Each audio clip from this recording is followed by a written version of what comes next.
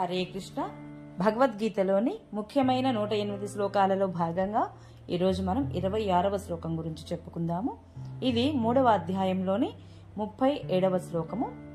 Shri భగవానువాచ కామయేష క్రోధయేష రజో Guna సముద్భవః మహాశనో మహాపాప్మా విద్యేనమిహ వైరిణం.